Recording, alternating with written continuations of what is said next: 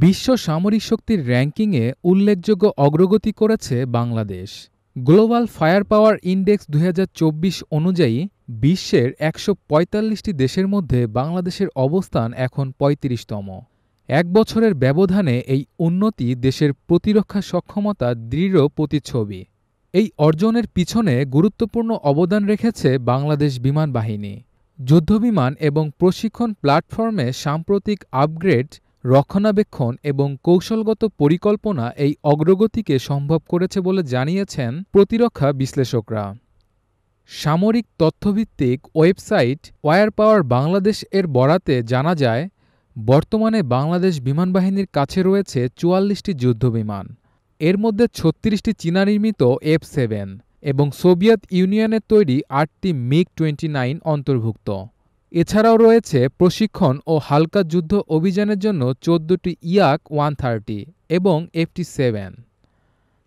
তবে এই বাহ্যিক সংখ্যার আড়ালে রয়েছে একটি গুরুতর প্রযুক্তিগত চ্যালেঞ্জ।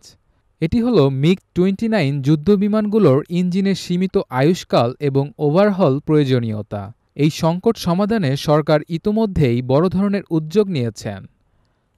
ইঞ্জিন ওভারহল এবং কার্যক্ষমতা পুনরুদ্ধারের লক্ষ্যে প্রতিরক্ষা ক্রয় মহাপরিদপ্তরের তত্ত্বাবধানে আন্তর্জাতিক দরপত্র আহ্বান করা হয়। এতে ৪টি প্রতিষ্ঠান আগ্রহ দেখালেও রাশিয়ার জেএসসি-এনএসসি এর প্রস্তাব গৃহীত হয়। তাদের সঙ্গে প্রায় ৩০.৬ মিলিয়ন মার্কিন ডলারের চুক্তি স্বাক্ষরের পথে রয়েছে বাংলাদেশ। এই চুক্তির আওতায় যা যা অন্তর্ভুক্ত থাকবে সেগুলো হচ্ছে ইঞ্জিন ওভারহল, আয়ুষ্কাল বৃদ্ধি, কমিশন চার্জ, সুইফট ফি এবং ভ্যাটসহ আনুষঙ্গিক খরচ। মোট ব্যয় দাঁড়াবে ৩৭৯.৬৮ কোটি টাকা, যা ২০২৪-২৫ অর্থবছর থেকে শুরু করে ২০২৭-২৮ পর্যন্ত ধাপে ধাপে পরিশোধ করা হবে। প্রতিরক্ষা মন্ত্রণালয় ইতিমধ্যেই এই প্রকল্পের প্রাথমিক অনুমোদন দিয়েছে। বর্তমানে অর্থ মন্ত্রণালয়ে চূড়ান্ত অনুমোদনের অপেক্ষা চলছে। অনুমোদন পেলে এই প্রকল্প বাস্তবায়নের মাধ্যমে বাংলাদেশ বিমানবাহিনী সক্ষমতা আরও এক ধাপ এগিয়ে যাবে। তবে এই প্রকল্প বাস্তবায়নে অন্যতম চ্যালেঞ্জ হয়ে দাঁড়িয়েছে রাশিয়া-ইউক্রেন যুদ্ধ, যার কারণে যন্ত্রাংশ সরবরাহ এবং প্রযুক্তি হস্তান্তরে বিলম্ব দেখা দিয়েছে।